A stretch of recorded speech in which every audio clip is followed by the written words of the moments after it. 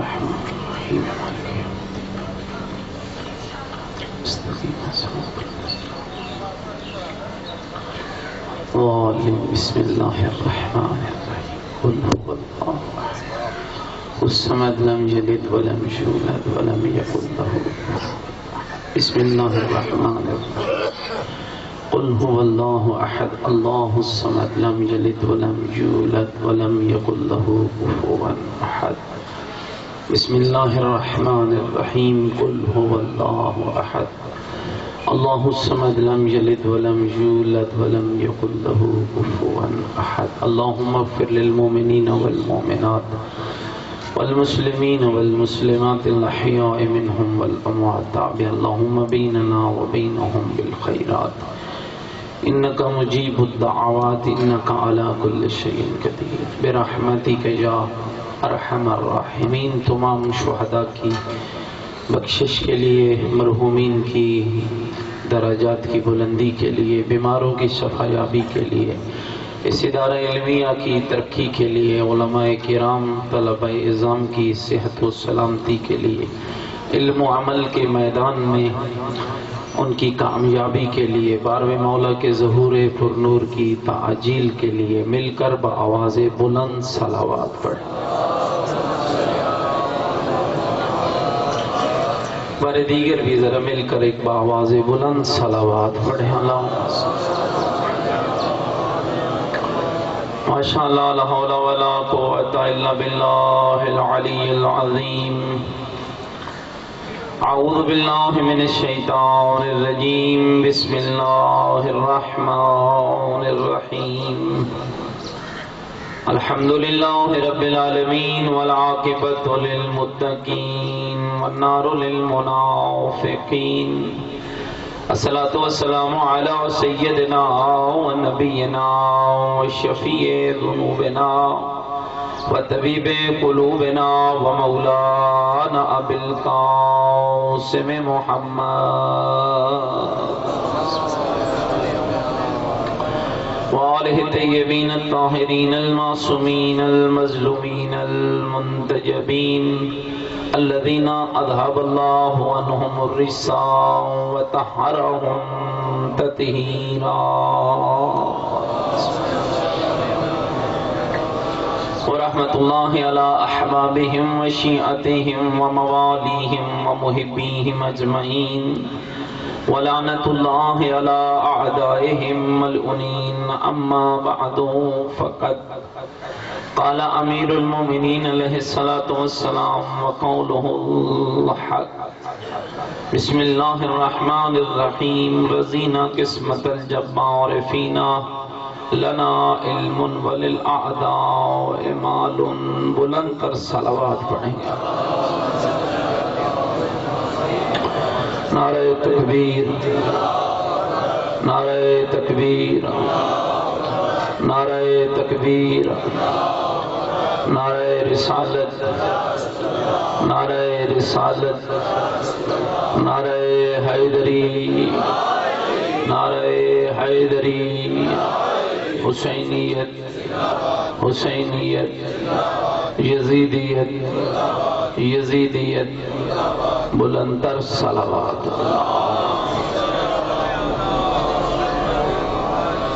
خداوند کریم آپ سب کا اس بارگاہ عظیم پہ تشریف لانا اپنی پاک بارگاہ میں قبول فرمائے، آپ سب کی توفیقات خیر میں مالک اضافہ فرمائے، اس ادارہ علمی کو مالک دن دگنی رات چگنی ترقی عنایت فرمائے۔ میرے بھائی اور میرے دوستو، چونکہ مرکز علمی ہے اور اس لیے مناسب یہی ہے کہ یہاں علم کی بات ہو، اس لیے کہ آج جو سب سے زیادہ اس دور میں مظلوم شے ہے وہ علم ہے، اور جس کا نتیجہ یہ نکل رہا ہے کہ آپ کی جو قوم ہے وہ دن بدن پیچھے جا رہی ہے۔ یہ جملے میرے نہیں ہیں، پاک پیغمبر کی حدیث ہے، جب اللہ کسی قوم کو عزت دیتا ہے تو اسے علم اور علماء کی محبت عطا کرتا ہے، اور جب کسی کو ذلیل کرتا ہے تو اس سے علم اور علماء کی محبت کھینچ لیتا ہے۔ اور آپ دیکھ رہے ہیں جو اس وقت آپ کے اس خطے کے حالات ہیں، سب سے مظلوم شے اس وقت علم ہے۔ آپ کے خطے میں بات کریں، جن قوموں نے علم کی قدر کی ہے، جن قوموں نے علم کی عزت کی ہے، جن قوموں نے علم کو اپنا شعار بنایا ہے، پھر اس قوم کو اللہ نے وہ عزت عطا کی ہے کہ اسی قوم میں اللہ نے خمینی بت شکن بھی پیدا کیا ہے، اور آیت اللہ خامنائی بھی پیدا کیا ہے، اور آیت اللہ سستانی بھی پیدا کیا ہے، اور آیت اللہ خوئی بھی پیدا کیا ہے۔ اور پھر اس قوم کی عظمت ہی یہی ہے کہ جس گلی سے گزرو ایک نہ ایک عالم تمہیں دکھائی دیتا ہوا ہے۔ ہماری جو کیفیات ہیں وہ تو عجب ہیں۔ بہت ساری مجلسوں کی ہمیں دعوت ہوتی ہے جس پہ یہ شرط عائد کی جاتی ہے کہ مولانا ماحول اچھا نہیں ہے، آپ مہربانی کرنا امامے کے بغیر آنا۔ ناراض تو نہیں تھی؟ میرا خیال ہے جناب ناراض تھی۔ بہت ساری جگہوں پہ یہ فرمائش ہوتی ہے کہ بلا مہربانی کرنا ابانا پہن کے آنا۔ میرے بھائی میں سمجھتا ہوں ایک طالب علم ہوں، اور طالب علمانہ سوچ یہی ہے، اس مجلس میں مجھے جانے کی ضرورت نہیں ہے جس مجلس والے انبیاء کے لباس کو پسند نہیں کرتے،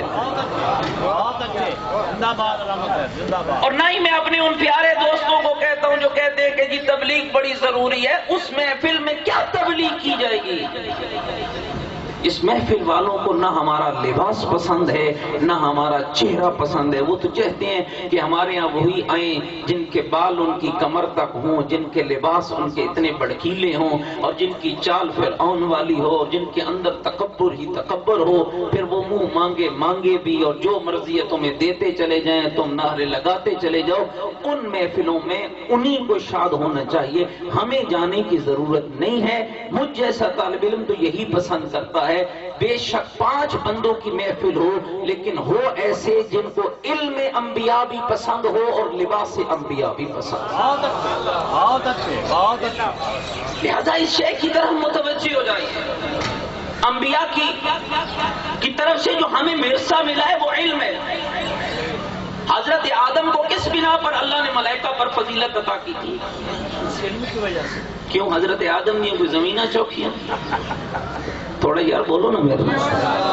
کیا حضرت آدم کی کوئی فوج سے آتا تھی؟ نہیں، علم امیر المومنین علی ابن ابی طالب علیہ السلام کے مقابلے میں تخت تو لوگوں کے پاس رہا، تاج تو لوگوں کے پاس رہا، کرسی اقتدار تو لوگوں کے پاس رہا۔ وہ تخت چھوڑ کر علی کے قدموں پہ آ کر یہ کہنے پر مجبور کیوں تھے لولا علی اللہ کا فلاں، اگر علی نہ ہوتے تو میں ہلاک ہو گیا ہوتا۔ وہ شے کیا تھی؟ اس شے کا نام علم۔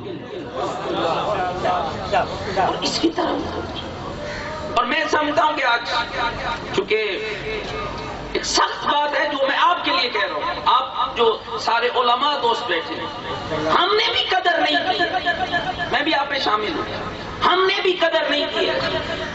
ہم نے ڈھکو صاحب سے پیار کیا ہے، ہم نے تقی شاہ صاحب سے پیار کیا ہے، ہم نے قائد ملت جعفریہ سے پیار کیا ہے، لیکن ہم نے کبھی بھی ہمارے اندر یہ خیال پیدا نہیں ہوا ہے کہ جس ڈھکو صاحب کے ہاتھ چومنا، جس تقی شاہ صاحب کے پاؤں پہ ہاتھ لگانا میں اپنے لیے سعادت سمجھتا ہوں، اپنا ایک بیٹا تو اس راہ پہ چلا دوں تاکہ میرا بیٹا بھی کل محمد حسین نجفی کے نقش قدم پہ چل پڑے۔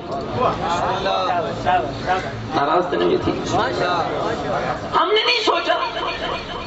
کتنے آپ ماشاءاللہ بیٹھے ہوئے ہیں، علماء دوست ہیں، علماء کی خدمت گزار ہیں، اور آپ کی محبت اور دوستی میں شک نہیں کر رہا، سلامت رہے، آپ کی دوستی محبت سب کچھ سلامت ہے، لیکن مجھے ذرا اس سوال کا تو جواب دیجئے، کیا میں نے اپنا ایک بیٹا اس راہ پہ خرچ کیا ہے جس راہ کو میں پاکیزہ سمجھتا ہوں، نجات سمجھتا ہوں، بخشش سمجھتا ہوں، ہاں قبر کی بخشش، دنیا کی بخشش، آخرت کی بخشش، اپنے گناہوں کے کفارے کے لیے میں نے اپنا کوئی ایک بیٹا جعفر صادق کے دین پہ لانے کے لیے اور جعفر صادق کے دین پہ چلانے کے لیے کوئی ایک لخت جگر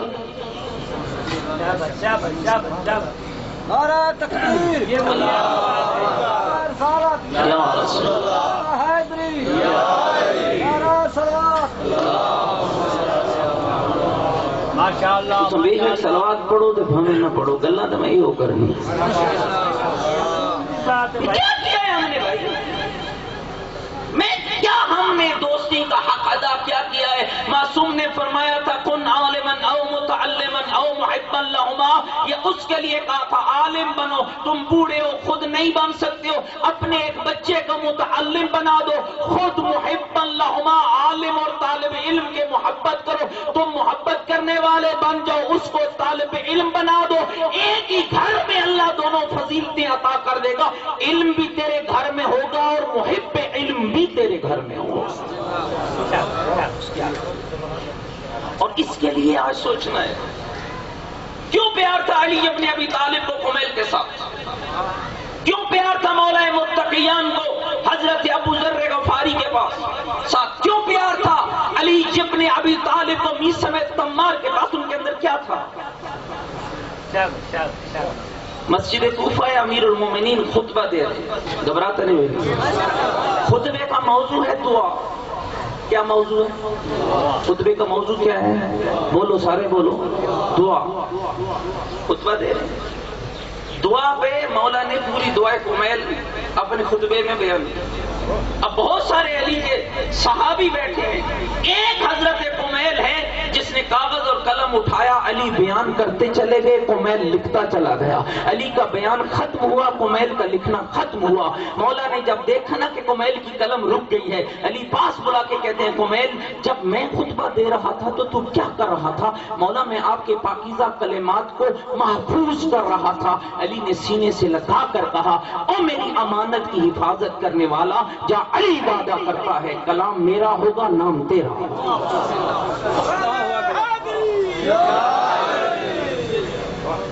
ہم نے کتنا حصہ کتنا کنٹریبیوشن ہم نے کیا ہے میرا سوال پھر اپنی جگہ چلو کیولا تو مالیات کے حوالے سے بات کر رہے تھے میں تو اس ہدف کے حوالے سے بات کرنا چاہ رہا ہوں جس ہدف کے لیے مالیات ضروری ہے وہ ہدف ہم نے کتنا اپنایا کتنے بچے میری بستی سے نکلے ہیں جو عالم دین بنے ہیں کتنے بچوں کو میں جاہلوں کی بات نہیں کرتا میں ان لوگوں کی بات کر رہا ہوں جو اپنے آپ کو کتنے بچوں کو میں نے قرآن حفظ کرایا ہے کتنے بچوں کو میں نے عالم دین بنایا ہے کیا میں نہیں چاہتا کہ میری آنے والی نسل کے اندر آل محمد کا علم ہو آل محمد کا نور ہو آل محمد کی روشنی ہو عقیدہ میری نسل کا مضبوط ہو عمل میری نسل کا صالح ہو کیا میں نہیں چاہتا کہ میری آنے والی نسل اسی راہ پہ گامزن رہے میں تو جیسے تیسے گزار چکا آخری عمر میں مجھے علماء کی خبر ہوئی آخری عمر میں ان کے قرب میں بیٹھا اب تو میں سیکھنے کے قابل بھی نہ رہا تھا بس ٹوٹا ہوا ایک کلمہ سیکھ لیا ہے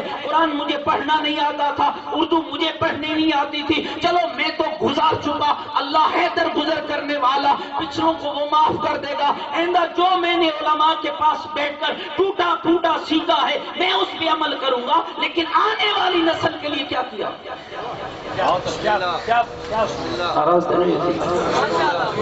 آئیے میرے بھائیوں ایک بچہ کم از کم اپنا ایک بچہ اپنا اللہ نے ساتھ دیے نا ایک تو اس راہ پہ چلا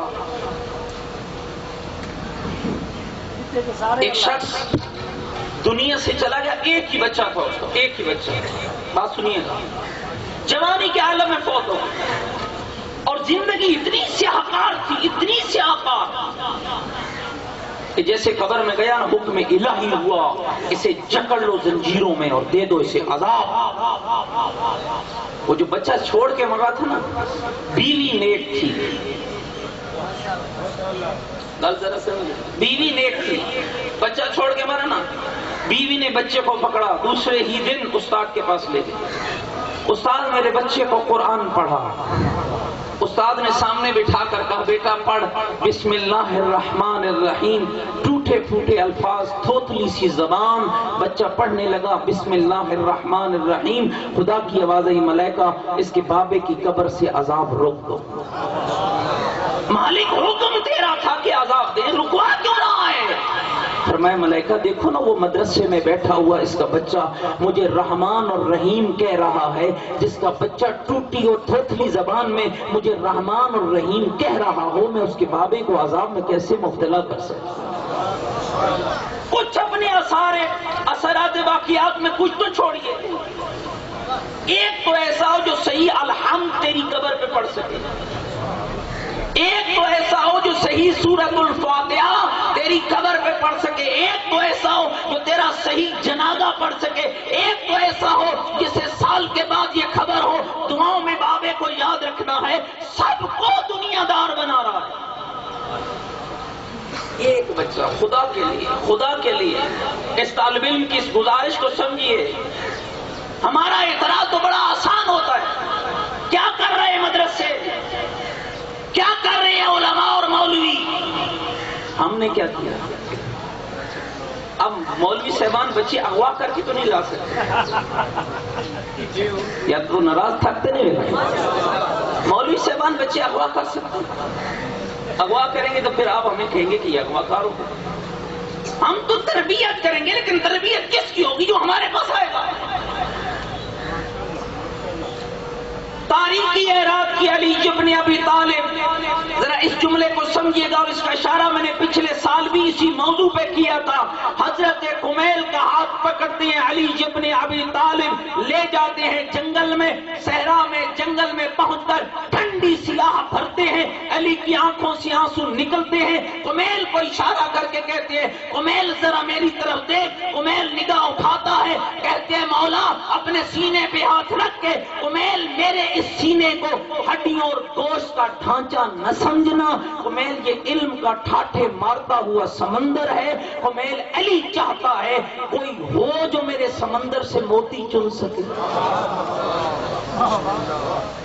یہ علی کس پہ رو رہے ہیں؟ خارجیوں پہ؟ شام والوں پہ نہیں، باغیوں پہ نہیں. علی کا یہ رونا اپنوں کے لیے. پتہ نہیں میں گل سمجھا پائے یا کوئی؟ اللہ یا رسول اللہ. مولا متقیان کا یہ رونا شیعوں کے لیے. فرمایا کمیل مجھے کوئی نہیں ملا جو میرے موتی چن سکے. پھر کمیل کہتا ہے میرے مولا امیر المومنین یہ تو فرمائیے کیا ہر کوئی موتی چن سکتا ہے آپ کے اس سمندر علم سے؟ فرمایا نہیں کمیل، دو صفتوں والے بندے کی مجھے ضرورت ہے، ایک امین ہو، دوسرا ذہین. ہم اولن تو اس کو بھیجتے ہیں جس بیچارے کو ہر طرف سے وہ وینڈر کے پاس بھیجا، گاڑی سیکھنے کے لیے بھیجا، زمیندارے پہ کھڑا کیا، سکول میں بھیجا، کہیں نہیں پڑھا. چل بچوں تیرا مکو کرتے ہیں، آپ تجھے عمرانی صاحب کے پاس چھوڑا. ہمدانی صاحب سے جا رہی ہے تو چل بھائی تجھے ہمدانی صاحب کے پاس چھوڑاتے ہیں. علی کو ایسے کن ذہن کی ضرورت نہیں ہے. علی کے دین پہ دینا چاہتا ہے وہ قابل بچہ دے، جتنا قابل ہوگا اتنا قابلیت سے آل محمد کا دین پہنچائے. وگرنہ کیفیت وہی ہوگی جو آج تیرے یہاں ہو گئی ہے. نہیں پتا چل رہا وہ جو آئے ہیں وہ وہی آئے ہیں، 2 سال مدرسے میں رہے، بالآخر نہ عربی پڑھ سکے، نہ صرف پڑھ سکے، نہ نحو پڑھ سکے، بالآخر مدرسے سے بغاوت کی، بھاگ گئے، چل گئے کسی سریلے کے ہاتھے، وہ لے کے انہیں گاڑی پہ بھاگا، بھانت بھانت کی بولیاں اور باغ باغ کی سیر کراتا رہا. نتیجہ یہ نکلا کہ اسی ممبر پہ آ کر کبھی آغا سستانی کو بھونک رہا ہے، کبھی آغا خامنہئی کو بھونک رہا ہے، کبھی علماء کے خلاف باتیں کر رہا ہے، کبھی قرآن کی مخالفت ہے، کبھی نبی کی مخالفت ہے، کبھی امام کی مخالفت ہے، اور پھر کہتا ہے یہ کیا ہو گیا؟ یہ وہی ہوا جو تو نے بویا تھا. اگر قابل بچہ میں نے دین کے لیے دیا ہوتا، اگر لائق بچہ میں نے دین کے لیے دیا ہوتا تو پھر نتیجہ جاہل کی صورت میں نہ نکلتا، نتیجہ عالم کی صورت میں۔ اور میرے بھائیو یاد رکھیے، کیا ہم بروز معاشر مولا امیر کو منہ دکھانے کے قابل ہیں؟ پل صراط میں جو علی ابن ابی طالب کھڑے ہوں گے، کیا اس علی ابن ابی طالب کو ہم جا کر یہ کہہ سکتے ہیں کہ اے مولا دیکھ میں نے اپنا ایک بچہ بھیجا تھا، بس قسمت ایسی تھی کہ وہ کچھ نہیں بن سکا؟ اپنا ایک لائق بچہ، ایک قابل بچہ، قابل بھیجے، نتیجہ اچھا ملے گا۔ ایک لائق بچہ، لوگ کہتے ہیں کیا کریں مستقبل نہیں سنورتا۔ کیا مولویوں کا مستقبل خراب ہوتا ہے؟ ناراض تو نہیں؟ اور جن کے بغیر بابا نہ تم جی سکتے ہو نہ مر سکتے ہو، مولویوں کے بغیر نہ تمہاری زندگی ہے نہ تمہاری موت ہے۔ موت اور زندگی کے وہ خالق نہیں ہیں، لیکن زندگی کے معاملات نکاح مولوی صاحب کے بغیر پڑھ سکتے ہیں؟ جنازہ بولو، حتیٰ کہ ہمارے ہاں تو عظمت ہی عجیب ہے، لوگوں کو اقامت بھی بچے کی اذان کان میں دینے کے لیے مولوی صاحب کا سہارا لینا پڑتا ہے، حالانکہ یہ تو مومن کو خود آنی چاہیے۔ اب ہے میرے بھائیو، ذرا خود سوچے نا، جس بیچارے کو اقامت نہیں آتی، اقامت نہیں آتی، وہ بھی آواز ثانی پہ گاڑی، اور ظلم ہے بھائیو، اتنا مظلوم ہو گیا علم۔ حالانکہ تیرے ان آئمہ نے کیا خوبصورت جملہ ارشاد فرمایا، مولا متقیان کا یہ شعر، اسے کئی بار آپ کے ہاں میں پڑھ چکا ہوں۔ رضینا قسمت الجبار فینا لنا علم وللأعداء مال، اے مالک اللہ ہم آل محمد تیری تقسیم پر راضی ہیں کہ تجھ جیسے کریم اللہ نے ہمارے بارے میں کی ہے۔ وہ تقسیم کیا ہے؟ مالک ہمارے حصے میں علم رکھا ہے، ہمارے دشمنوں کے حصے میں دولت رکھی ہے۔ خواہش علم پیدا۔ کتنے آپ سارے ماشاءاللہ مولا امیر سے محبت کرتے ہیں یا نہیں کرتے؟ اچھا چلیں، جو مولا سے محبت کرتے ہیں ذرا مل کر مولا کی ذات پہ بلند تر صلوات پڑھیے گا۔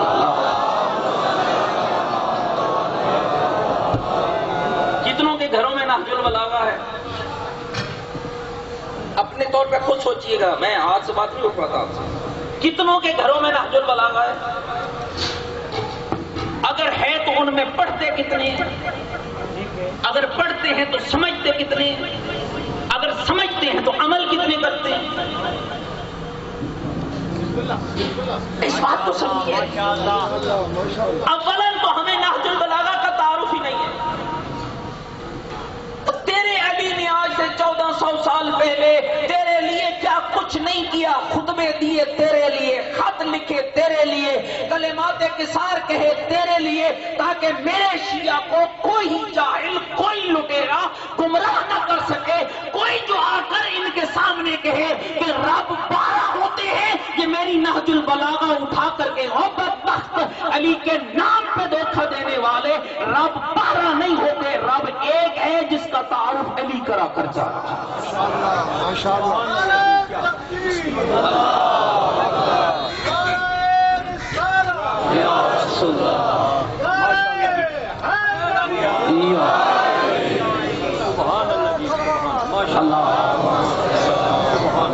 کوئی جاہل جو آ کر کہے، یہ کب ممکن ہے؟ جب پتا ہو کہ نہج البلاغہ میں خطبہ توحید کہاں ہے، یہ پتا ہوگا تو بات کرو گے۔ جب پتا ہو کہ کوئی جاہل تیرے منبر پہ آ کر یہ بکواس کر رہا ہے کہ علی کا یہ خطبہ ہے، علی فرماتے آدم کو خلق کرنے والا میں، سورج بنانے والا میں، چاند بنانے والا میں، آسمان بنانے والا میں، زمین بنانے والا میں، اس بدبخت کے سامنے علی کی نہج البلاغہ بھی رکھ، اللہ کا قرآن بھی رکھ، اور اس کو بتا علی اس کی ثنا کرتا ہے جس کے بارے میں علی کہتا ہے لوگوں آدم کو خلق کرنے والا علی نہیں، وہ رب ہے جس نے آدم کو بھی پیدا کیا ہے اور مجھ علی کو بھی پیدا کیا ہے۔ یہ کب ممکن ہوگا؟ جب ہمارا مطالعہ ہوگا، جب نہج البلاغہ پڑھیں گے، جب مولا کے کلمات سے استفادہ کریں گے. بے شک بے شک. کتنی وہ پیاری ہے کتاب جس کے بارے میں علامہ علی نقی نکن جیسی شخصیت نے لکھا. یہ عام کتاب نہیں ہے. تحت کلام الخالق فوق کلام البشر، علی کی نہج البلاغہ، اللہ کی کلام سے نیچے اور بندوں کے کلام سے اوپر. ذرا ایک مل کر بآواز بلند صلوات پڑھ لیجیے. ممبر سلوری کے وارث نے اس کو تیری اور میری ہدایت کے لیے بیان کیا. ماشاءاللہ ماشاءاللہ. لیکن ہم نے افسوس صد افسوس انصاف نہیں کیا. آپ بی بی سی کی خبر روزانہ سنتا ہوں، آدھا گھنٹہ وہ سن لیتا ہے، 5 منٹ علی کا نہج البلاغہ نہیں پڑھ سکتا. 5 آیتیں قرآن مجید کی تلاوت نہیں پڑھا ہوا ہوں. اپنے پڑھے لکھے بچے یہی تو کہہ رہا ہوں، خود نہیں پڑھ سکتا ہے. ایک تو ایسا اپنے خاندان میں پیدا کر دے جو تیری قبر پہ جا کر بتائے.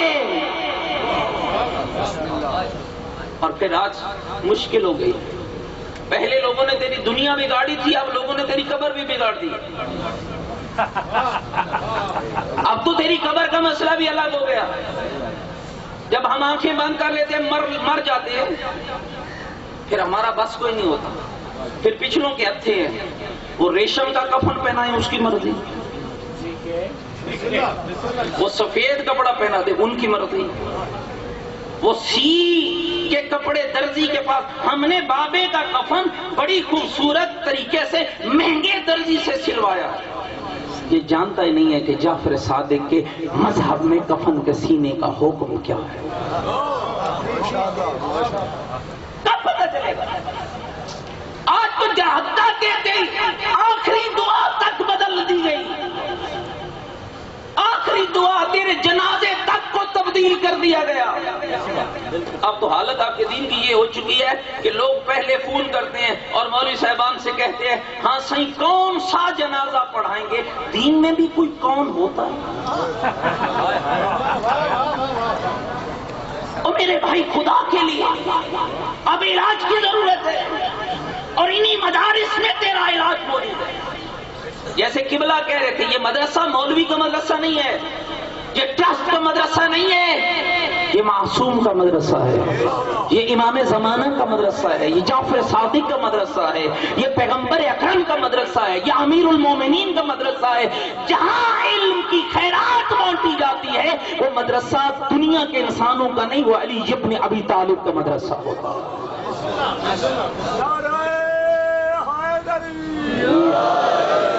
کم از کم، اور جتنی مشکلات، یہ تو بہت کم ہے جو میں اشارے کر رہا ہوں، وگرنہ اس سے بھی بات آگے بڑھ چکی ہے. ایسی بات جب تک معلومات نہیں ہوگی. میں ایک اور آپ کو آپ کے اسی علاقے کی ایک اور قباحت کی طرف ذرا اشارہ کر رہا ہوں. ماشاءاللہ. عدم معلومات کا نتیجہ یہ ہے، دین سے بے رغبتی کا نتیجہ یہ ہے کہ عدالت سے طلاق لے کر بیٹی کی شادی دوسری جگہ پہ کر دیتا ہے اور پھر کہتا ہے میں مولائی بھی بڑا ہوں، حسینی بھی بڑا ہوں اور ماتمی بھی بڑا ہوں. ماشاءاللہ ماشاءاللہ. اس سے بڑا جعفر صادق کے دین پہ دھبا کیا ہے؟ اس سے بڑا امام زمانہ کی ساتھ دشمنی کیا ہے کہ جو اپنے عمل سے فرق کی پیدا نہ کر سکے کہ غیروں کا مذہب کیا ہے اور جعفر صادق کا مذہب کیا ہے. اس سے بڑی اور دشمنی اہل بیت کے ساتھ کیا ہے بھائیو؟ دشمنی کا معنی فقط یہ نہیں ہے کہ میں مولا علی کو پہلا امام نہیں مانتا ہے تو اس لیے یہ دشمن ہے. تو مان کر بھی علی کو نہیں مانتا، یہ بڑی دشمنی ہے.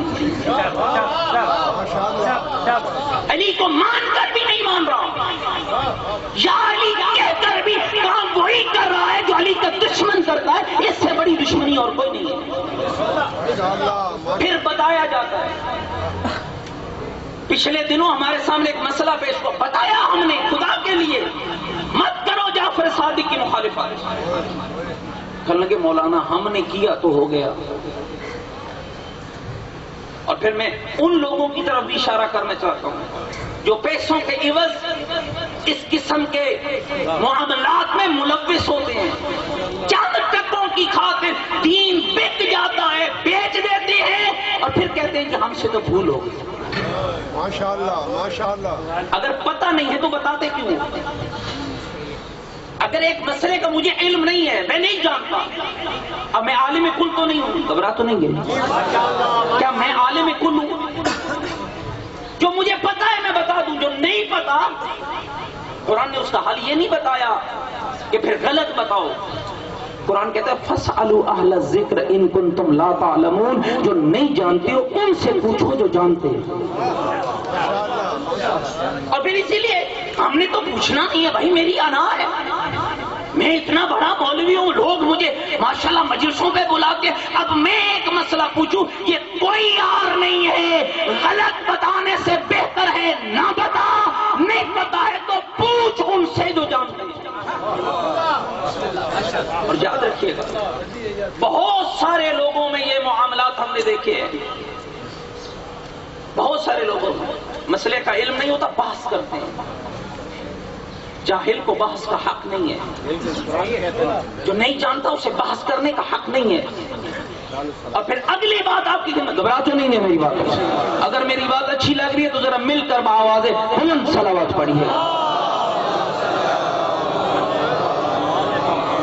میرے یہ لازم ہے. بے شک بے شک. اور لا جانی سوال اتنے بڑھ گئے، اتنے بڑھ گئے.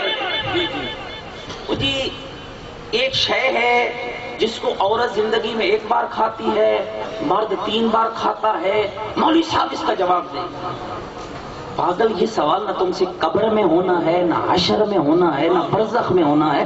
اس لا یعنی سوال پہ ٹائم ضائع کیوں کرتا ہے؟ یہ کیوں نہیں پوچھتا میرے وضو کا طریقہ کیا ہے اور میری نماز کا سلیقہ کیا ہے؟ اسائی حضرت آدم نے جب حج کیا تھا، سر منڈوایا تھا، کس نے مونڈا تھا؟ آپ سے کوئی اس کا سوال ہوگا؟ یہ سوال آپ سے نہیں ہوگا، آپ سے سوال یہ ہونا ہے آپ پہ اگر حج واجب ہے کیا تھا تو کیا تھا یا نہیں کیا؟ ناراض تو نہیں؟ اپنے معاملات درست کرو. اور ہم ٹائم ضائع کرتے ہیں. پھر جی مولانا صاحب سے پوچھا ہے، مولوی صاحب کی تسلی بخش جواب. ذرا مل کر ایک بآواز بلند صلوات، ذرا ایک مل کر بار دیگر بھی بلند تر صلوات پڑھیے گا. بار دیگر بھی ایک بلند تر صلوات پڑھیے گا. کیوں؟ یعنی آپ یقین جانیے گا اتنا کوئی خوبصورت دین ہے آل محمد کا. ایک ایک ہر تیری دنیا اور آخرت کی تربیت کے لیے خاص، ایک ایک حق. میں رات کو ایک عالم کی کتاب پڑھا تھا، چونکہ یہ ایام جناب سیدہ ہے. لکھنؤ کے ایک عالم نے خود حدیث کے ساتھ جو رائج ہے آپ کے ہاں پڑھی جاتی ہے، اس کے اندر خود تربیتی انداز، اس کے اندر خود تربیتی انداز ذکر ہوا ہے. میں اس کے متن کی یا اس کی روایت اور درایت کی بات نہیں کرتا، ایک جو عام رائج ہے اور پڑھی جاتی ہے، خود تربیتی انداز ہے. قصہ تو اسی طرح پڑھا جاتا ہے نا کہ پیغمبر آئے بیٹی کے گھر، بیٹی پہ پیغمبر نے سلام کیا اور بیٹی نے سلام کا جواب دیا. پھر پیغمبر نے چادر اوڑھی، امام حسن آئے، امام حسین آئے، پھر مولا علی آئے. اس میں خود تربیتی انداز موجود ہے کہ باپ بیٹی کے گھر آئے تو آنے کا انداز کیا ہو، یہ محمد اور زہرا نے بتایا.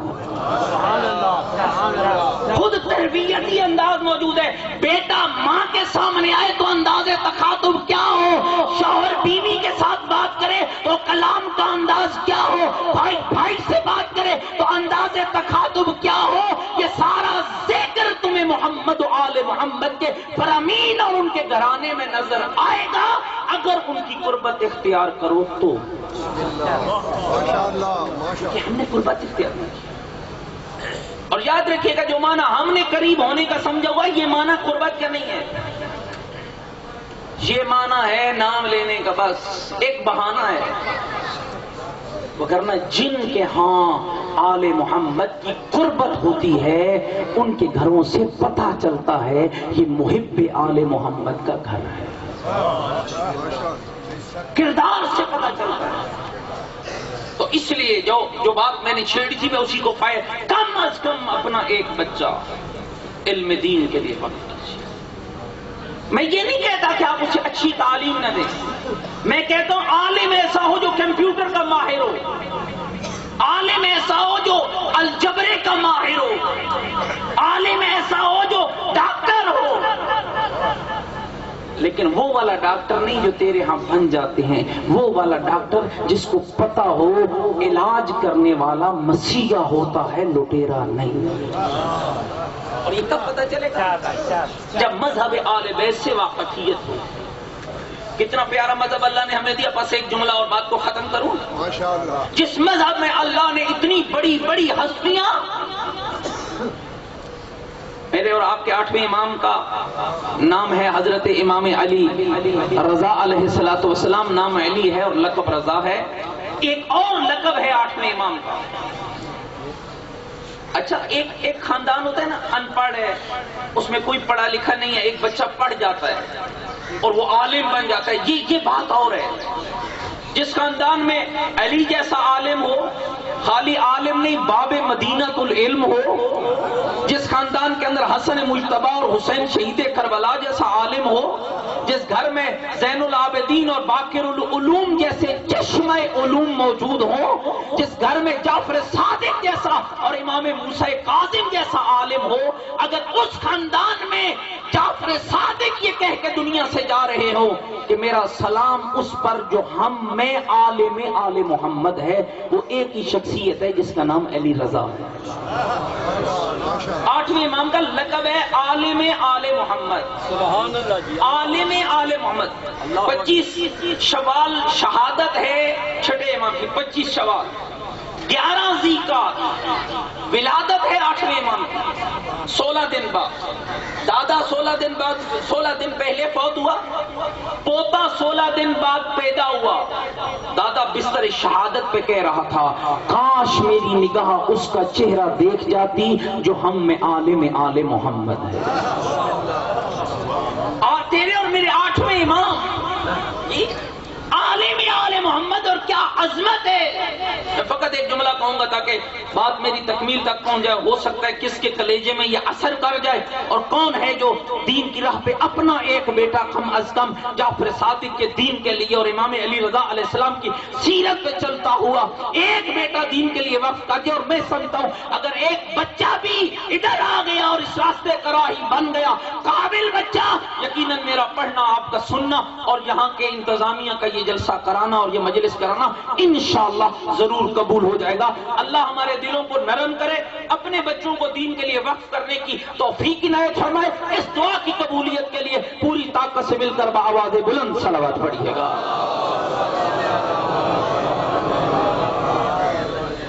ایک ہی جملہ بس بات کو ختم کرتا ہوں۔ 8ویں امام مامون کے دور میں حضرت کو ولی عہد بنایا گیا۔ گل جان دے نہ کوئی، تھوڑی سی تاریخ۔ 8ویں امام مدینے میں تھے۔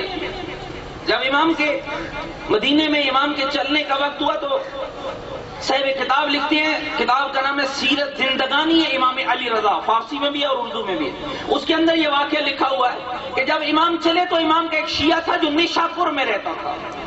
نشاپور جانتے ہو نا، جیسے دے فروزے بڑے مشہور ہیں۔ نشاپور میں رہتا تھا۔ خواب میں دیکھتا ہے کہ مسجد نبوی ہے، پیغمبر بیٹھے ہیں، اصحاب کا مجمع لگا ہوا ہے، لوگ آتے ہیں، پیغمبر کا ہاتھ چومتے ہیں، سلام کرتے ہیں، جواب پاتے ہیں۔ پیغمبر کے سامنے کھجوروں کا ایک تشت پڑا ہوا ہے، ہر آنے والے کو پیغمبر ایک مٹھی کھجوروں کی اٹھاتے ہیں، اسے دیتے ہیں۔ یہ کہتا ہے لوگ جاتے رہے۔ یہ خواب میں وہ منظر کہتا ہے میں دیکھ رہا ہوں۔ ایک ایسا عالم آیا کہ میں بھی گیا، میں نے بھی پیغمبر کا ہاتھ چوما، پیغمبر کی دست بوسی کی، سلام کے جواب کے بعد پیغمبر نے مجھے بھی کھجوروں کی مٹھی اٹھا کے دی۔ کہتا ہے جب میں نے اپنی مٹھی کو کھولا گنا تو کل 18 دانے تھے۔ یہ 18 دانے ذرا یاد رکھنے، گھبراتے نہیں ہوئے گئے۔ کہتے ہیں میں دل میں سوچنے لگا کہ شاید میرا وقت ختم ہو گیا اور میری زندگی کے 18 دن باقی ہیں۔ شاید مجھے یہ خبر دی جا رہی ہے کہ تیرا وقت ختم ہے، میرے 18 دن باقی ہیں۔ کہتا میں اسی پریشانی میں تھا۔ ابھی کچھ دن گزرے تھے کہ نشاپور کے باہر ایک اعلان ہوا، لوگوں فرزند رسول علی رضا آ گئے، فرزند رسول علی رضا آ گئے۔ فرماتے ہیں، کہتے ہیں نشاپور کے باہر جامع مسجد ہے، میں بھی لوگوں کے ساتھ دوڑ کر گیا، جب مسجد میں گیا منظر وہی تھا جو خواب میں نے رسول اللہ کا دیکھا تھا۔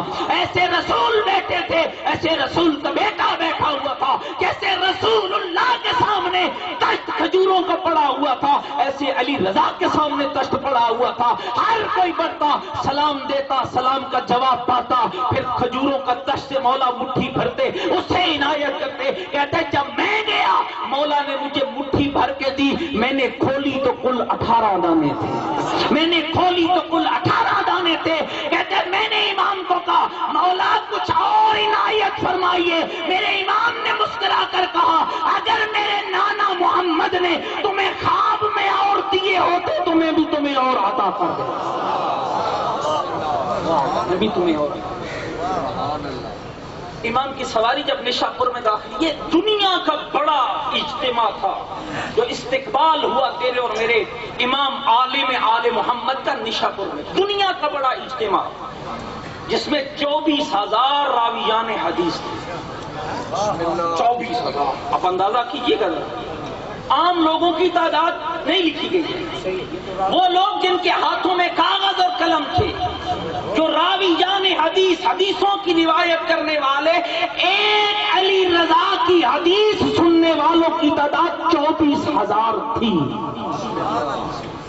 آج علی رضا کی حدیث جو خود نہیں تو ہم جیسے طالب علم یا علماء بیان کرتے، آج کتنی تعداد ہے؟ یہی ہماری پسند۔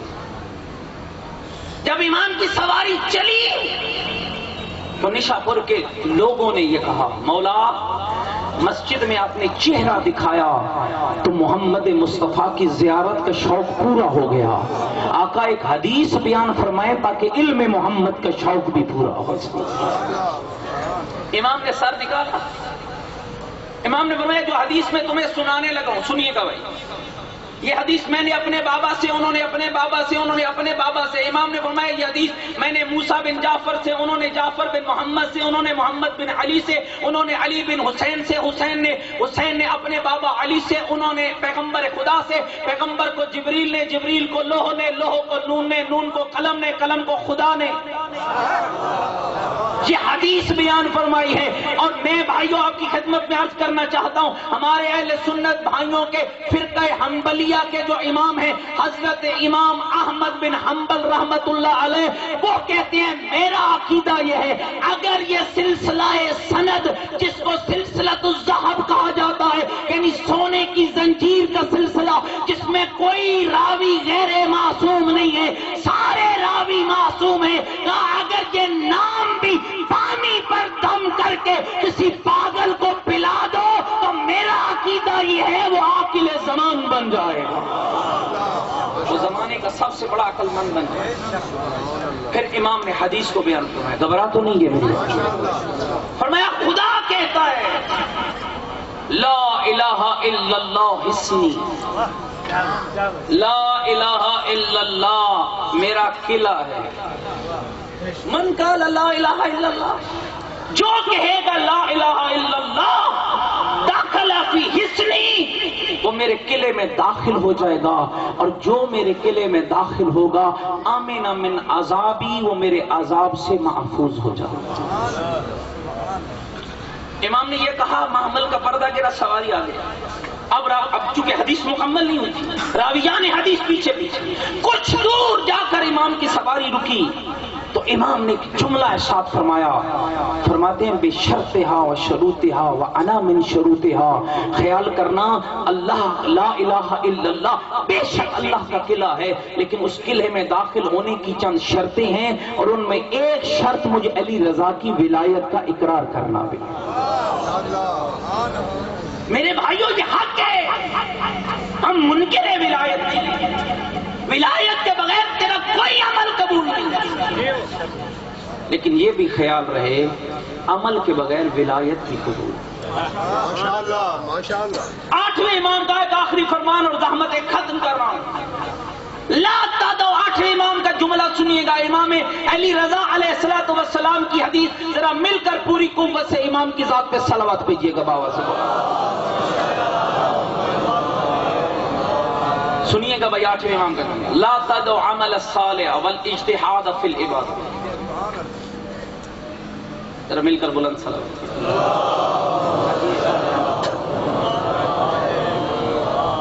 ذرا بار دیگر بھی ایک بلند تر صلوات پڑھیے گا. آپ میری طرف توجہ فرما رہے ہیں. میں 8ویں امام کا ایک فرمان سنا کے بات ختم کر رہا ہوں. لا تدع عمل الصالح والاجتہاد فی العبادہ اتکالا علی حبنا. فرمایا عمل صالح اور نیکی کی کوشش کو ہماری محبت کے بھروسے پر ترک نہ کرنا. نماز اس لیے نہ چھوڑنا کہ ہم تو علی والے ہیں.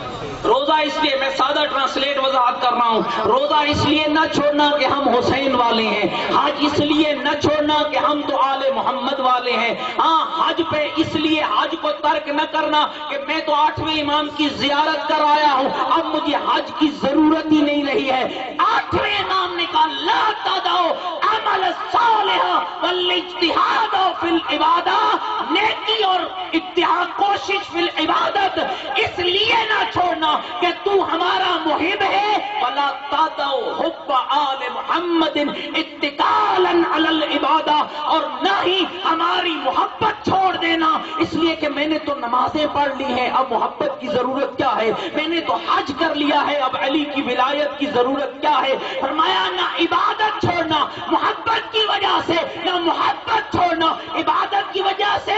لأنہ لا يقبل احدهم دون الآخر، اس لیے کہ ان میں ایک دوسرے کے بغیر قبول نہیں ہوتا ہے. نہ عبادت کے بغیر ولایت قبول ہے، نہ ولایت کے بغیر عبادت قبول. بس میرے بھائی اور دوستوں، وقت کافی ہو گیا. بس ایک جملہ وعدہ کیجیے کم از کم اپنا ایک بچہ اب جہاں داخل کریں. ایسا نہ سمجھیے گا کہ مجھے شاید عمرانی صاحب نے یہی موضوع دے کے بھیجا ہے. ماشاءاللہ ماشاءاللہ. نہیں، جہاں بھیجیں 2 چیزوں کا خیال رکھیں. ایک تو عقیدتاً صحیح ہو، دوسرا عملاً صحیح ہو. پھر اپنا بچہ بھیج، اور بھیج اللہ کے بھروسے پر، مولوی صاحب کے بھروسے پر نہیں. اس لیے کہ طاقت اللہ کے پاس ہے. وہ تو عز من تشاء و تذل من تشاء، عزت بھی اسی کے ہاتھ میں ہے اور ذلت بھی اسی کے ہاتھ میں ہے. میرے بھائی اور دوست، دین آپ تک پہنچا. حق یہ ہے اس دین پہ ہمارا لگا کچھ نہیں، محمد کی بیٹی کا بچا کچھ.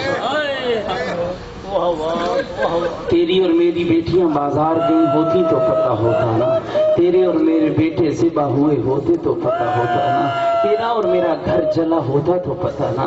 بھائیو، ہمارے دروازے پہ جو کوئی آ کر یہ دھمکی دے نکال اپنے مرد کو گھر سے باہر، برداشت کرو گے؟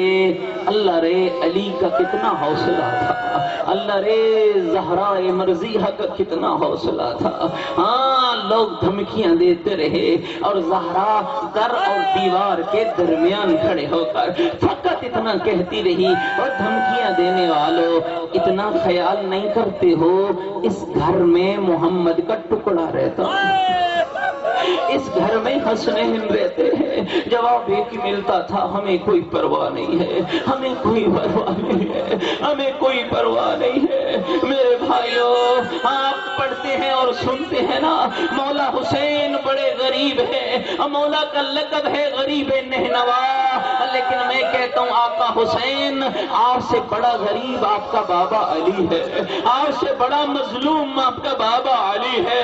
کیوں ایسا کہہ رہا ہوں؟ حسین کا نہ اکبر تھا، نہ عباس تھا، نہ قاسم تھا، نہ عون تھا، نہ محمد تھا، نہ زہیر تھا، نہ حبیب تھا، نہ جام تھا، زخموں سے چور تھا، لیکن پھر بھی کسی میں جرت نہ تھی. کوئی زینب کا سر ننگا کر دیتا، کوئی بیویوں کا خیمہ جلا دیتا، اور رونے والا علی وہ مظلوم ہے اور جس کے سامنے زہرا کا دروازہ بھی جل گیا، اور جس کے سامنے سیدہ کا پہلو بھی ٹوٹ گیا، اور پیغمبر کا ایک صحابی ہے جس کا نام سلیم ابن قیس حلالی ہے، اور سلیم سفر پہ تھا جب زہرا کے گھر لوگوں نے لوٹ مار کی. یہ سفر سے لوٹا نا، مدینے میں جا بجا باتیں ہو رہی تھی. کوئی کہتا تھا لوگوں نے محمد کا حیا نہیں کیا، کوئی کہتا تھا یہ محمد کی بیٹی ابھی بابے کا کفن میں لالا ہو اجرکم علی اللہ. اللہ تیری بیٹیوں کی حفاظت کرے, اللہ تیری بیٹیوں کی چادروں کی حفاظت کرے, اللہ تیرے گھروں کو نور سے منور کرے. اور میرے بھائیوں, سلیمان کے پاس سیدھا سلیم آیا. سلیمان تو من اہل البیت کی منزل پہ فائد ہے. سلیمان مجھے بتانا, کیا یہ سچ ہے کہ لوگ زہرا کے گھر داخل ہو گئے؟ سلیمان, کیا یہ سچ ہے؟ اجرکم علی اللہ, اجرکم علی اللہ. کیا یہ سچ ہے کہ لوگ زہرا کے گھر داخل ہو گئے؟ رونے والے, تمہاری تو ڈھا نکلی ہے نا. سلیمان کا ماتھا دیوار سے جا لگا ہے. رو کر کہتے ہیں سلیم شکر کر, تو موجود نہیں تھا. اور کہا کیوں شکر کروں؟ کہا جب لوگ داخل ہوئے زہرا کے سر پہ چادر نہ تھی, یوں تڑپ رہی تھی جیسے مچھلی پانی کے دائیں تڑپتی ہے, اور رو رو کر کہہ رہی تھی فضا مجھے سہارا دے, میرا محسن مارا گیا, فضا میرے پہلو ٹوٹ گیا ہے. میرے بھائیوں, لوگ داخل ہوئے, علی کو لے گئے. مجھے امام سے بتائیے گا آخری جملہ, کوئی مستور ہو جس کا پہلو ٹوٹ چکا ہو, کوئی مستور ہو جس کا بچہ بدن میں شہید ہو چکا ہو, کوئی مستور ہو جس کا جسم نازنین زخمی ہو چکا ہو, وہ کسی مرد کی حفاظت کیا کرے گی؟ لیکن جب بی بی کو غشی سے افاقہ ہوا نا, علماء بیان کرتے ہیں فضا کو آواز دی, فضا میرا علی کہاں چلا گیا؟ محافظہ امامت لقب ہے بی بی طاہرہ کا. فضا میرا علی کہاں چلا گیا, کہاں چلا گیا میرا علی؟ ایک مرتبہ بی بی فضا نے کہا, اے دختر پیغمبر, لوگ علی کو لے گئے, لوگ علی کو لے گئے. اور مجھے ایمان سے بتاؤ کیسے گئی ہوگی شکستہ پہلو کے ساتھ, کیسی گئی ہوگی زخمی بدن کے ساتھ. اللہ جانے علی کی کمر میں سیدہ کا ہاتھ آیا. ایک مرتبہ کا خلون ابن امی, اور لوگوں میرے چچا زاد کو چھوڑ دو, اور لوگوں زینب کے بابا کو چھوڑ دو. اور ظالموں نے ہاتھ چھڑانے کی کوشش کی, اور سیدہ نے ہاتھ نہ چھوڑا.